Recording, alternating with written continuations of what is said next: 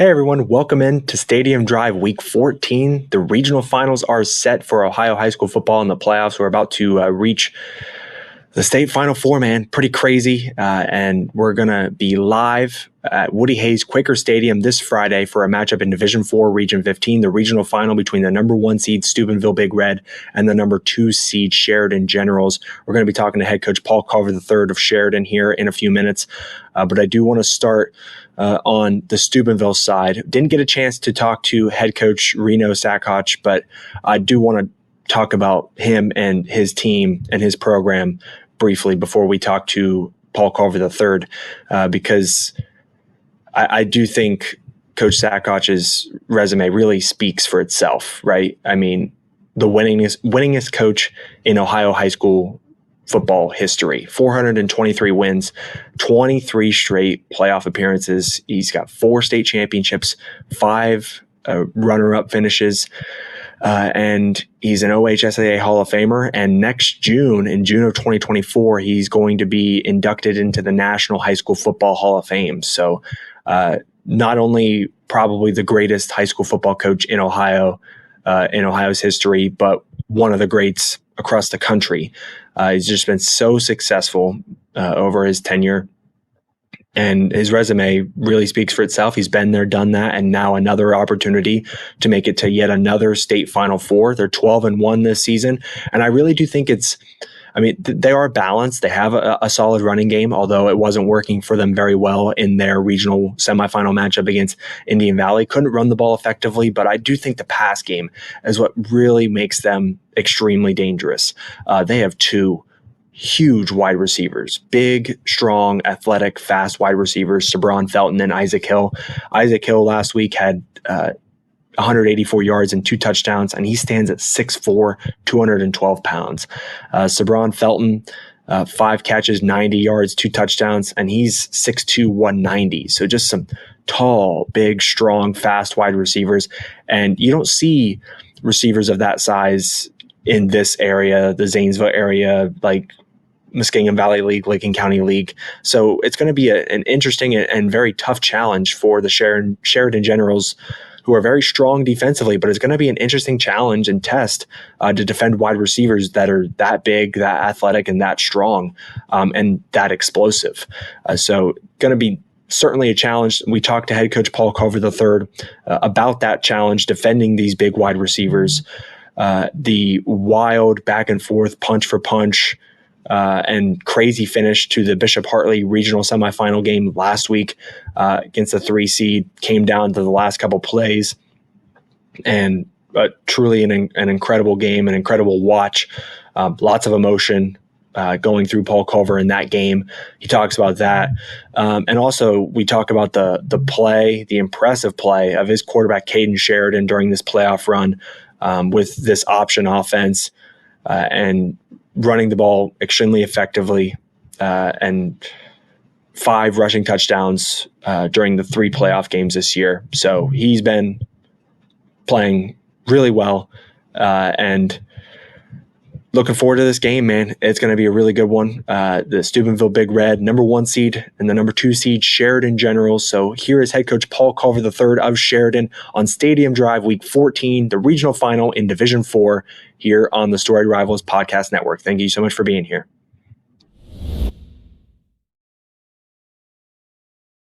All right, we're here with head coach Paul Culver III of the Sheridan Generals going into the regional final round of the OHSAA playoffs, Division 4, and super excited going up against Steubenville, the Big Red, number 1 seed, and coming off a 34-27 win against Bishop Hartley in the regional semifinals. Coach, really appreciate your time joining our show as always, and I want you to take me. Let's start with that Bishop Hartley game and kind of take me through those last couple plays there, because Braden Weaver kind of broke up a catch there at the end that would have tied the game, would have been a touchdown. He broke it up last second, and then 1 play later, Jacob Householder comes up with an interception at the goal line, seals the game.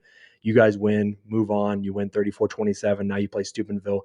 But kind of take me through that roller coaster there of what was probably, when those plays were happening, was fear, relief, excitement, joy. Like, take me through that entire roller coaster, that final sequence. You got an hour? because those Sure. 2 minutes, right? Those 2 minutes felt like an hour. I teach Yeah. physics, and so theory of general relativity, like the idea that time can stretch and dilate. I was living that Friday night, that's for sure. Um, so yeah, I mean, we punted to them. They had the ball with less than 2 minutes. You got to go back a play before that. Justin Munyon standing with his heels on the goal line, right? And he just uncorks one. Kids making plays. Kids made plays all night long, right? So he just uncorks one. They're all of a sudden backed up to roughly their 40-yard line. Got to go 60 yards.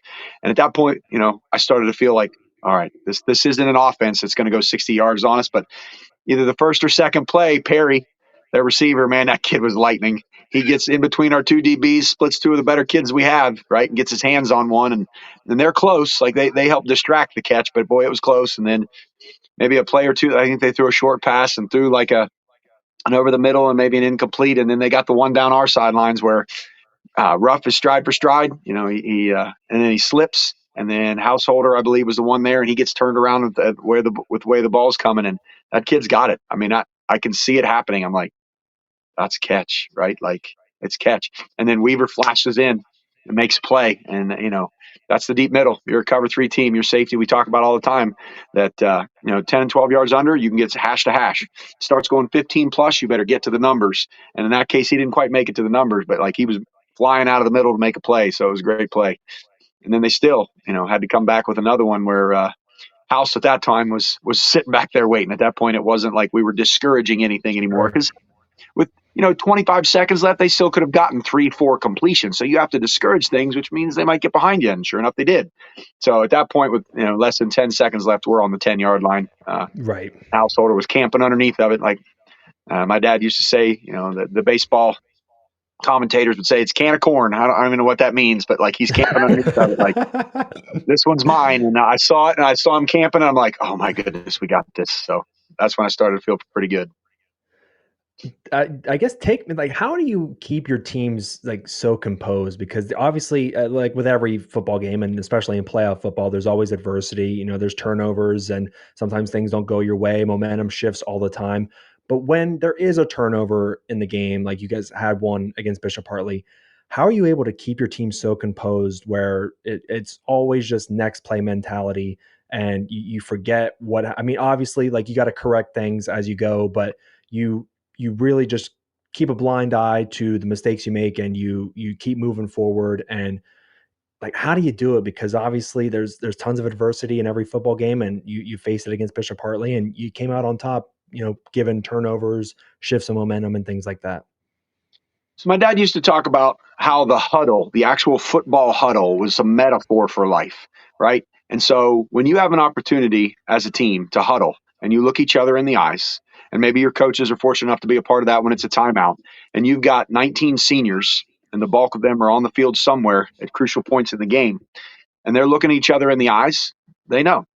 That doesn't mean that it's automatically guaranteed to win because Hartley had, 15, 18 seniors, whatever they had. And Steubenville is going to have, I think, 21 seniors or something like that. But there's something about knowing, like, hey, this is a roll of the dice and this is exactly what we wanted. But we're going to play super, super hard. But we're not going to take ourselves out of the equation by like panicking or over analyzing. We are an aggressive football team. We want to play with a physicality, and sometimes that means risking things. And so I think they just like been there, done that. The coaches have been there, done that, and we believe in each other. And like my dad always said, that huddle when you got each other, it's like the shirt said in the High State National Championship, Ohio against the world. Well, Sheridan General's against anybody that we can take on. Now, this Steubenville team, it's a pretty good one, and they had a tough battle against Indian Valley last week. They went down early, and they were able to battle back, but they really utilized the run game didn't work much for them against Indian Valley, but they really utilized the passing game. Their quarterback Aiden Manning had 300 plus, 3 touchdowns. Isaac Hill, like they have some big wide receivers. Isaac Hill is 6'4", 212. He had 7 catches, 184 yards, 2 touchdowns. Their other receiver, Sabron Felton, he's 6'2", 190, 5 catches, 90 yards, 2 touchdowns. How do you defend wide? Because it's not every day you see wide receivers that big, especially like in our area, MVL. You don't cover receivers that are that big. So how do you plan to cover them this Friday? not just that big, but that fast. And I know that's what you're Right. alluding to. They're big, physical, but playmakers. Like it looks like the modern college NFL wide receiver. They're terrific football players, but at the same time, the idea of the pass means you have an opportunity to play the ball, right? And so I think that's something that our secondary coach Josh Coleman does a terrific job of. And you saw AJ make a play, crucial play in the game against Hartley. Like they're ball hawks. Their eyes are on the ball. They're breaking on the ball. But then at the same time, like that receiver, that 6'4", 210 kid makes a catch. Well, you got to put him on the ground. And that's where what we've done for 40 years is the Red Rage defense. It isn't just going to be one guy. There better be 11 guys flying to the ball because it's going to take 2, 3, 4 guys to get them down sometimes. Can't give up the big play. One of those big plays I remember, the kid had 180 yards. The 80, 90-yarder was on a busted play of some sort. Quarterback is good at eluding the rush. So we have to stay disciplined. That's something I think that we do fairly well, but it's hard against quarterback that's that fast and receivers that are that skilled. So cannot give up the big play and then have to tackle well. And they force you to do both. They throw it deep and then they throw spot routes, just like quick release routes where you got to try to tackle a kid. You're 7 yards off in a back pedal and he gets the ball right now. That's really hard. And so we have to tackle really well, keep our gap assignments, keep them inside of us so that the pursuit can get there and try to control them.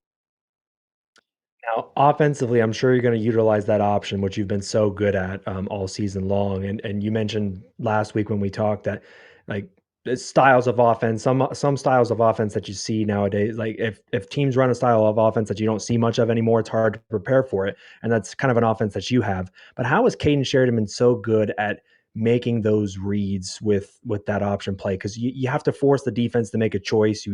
They either go with the person you hand it off to, they stay with the quarterback, or the person you pitch to. That you got to force them to make a choice. How has Caden been so good at making those decisions, whether to keep it, give it to somebody else?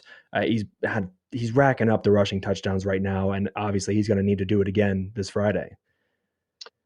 So one, he studies the game, right? Like he fully understands what we're trying to do. He understands what the defense then is going to try to do to stop us. And so it's an if then statement. I mean, that's football at its high levels. If we, then you, and then we have to. And so he understands that. He comes running off the sidelines like, hey, coach, the dive read's this. Hey, coach, the flat defender, the pitch read is this. And so he's got complete command of that. And so, he walks up to the line of scrimmage, and some teams think like a quarterback looks left and he looks right, and it's because he's trying to, I don't know, just make sure everybody's lined up right. But then there's those elite level quarterbacks, and we've been fortunate enough to have some pretty good ones, and Caden's is as good as we've ever had. Like when he looks right, he's like, okay, that guy's shaded. Okay, that guy's at 8 yards. Like he's scanning left to right, like because a lot of our offense is we might have a check on the left, we might have two run plays, and it might be an RPO to the right? So like a early release, a full blown screen, and 2 run plays, check with me, and he's processing all that. So uh, when you talk about how does he do it, well, I don't know because I can't do it. Like the other night, I coach it, right? I remember 2018, Ethan Heller did something. I thought, yeah, I didn't coach that. That has nothing to do with me, right? And there's been several times. That was the first time me as a coach, like I thought, dear goodness, this kid, my offense is holding him back. He's at that level, and Caden is at that level, right? On some level, whatever we draw up, he has the ability to execute, and we are holding him back. The other night, he ran the option and he did this little flip quick pitch. He doesn't even pitch it. He'll just toss it. Totally unorthodox, but the ball's right on the money. And I literally walked up to the official on our sideline. I'm like, that's as pretty as it gets, isn't it? And he just looked at me and he's like, wow, that was a play. Like, so it's just a kid making plays and it's fun to watch. Well, I we could definitely talk for an hour because I definitely want to pick your brain more just about the nuances of football. So I love that a lot. But coach, I really appreciate you taking the time. I won't take up any more of your time this evening. But best of luck this Friday against Steubenville. A lot of people say this is where the dance starts. A chance to get to the Final Four. This is where football starts. So. This is where every team envisions being. Week 1 is a chance to get to be one of those Final Four teams, and from there, anything can happen. But I appreciate your time tonight. Best of luck against Steubenville, man, and go represent the MVL in the Final Four, man. Thank you very much. It's always a pleasure talking to you. It's lots of fun.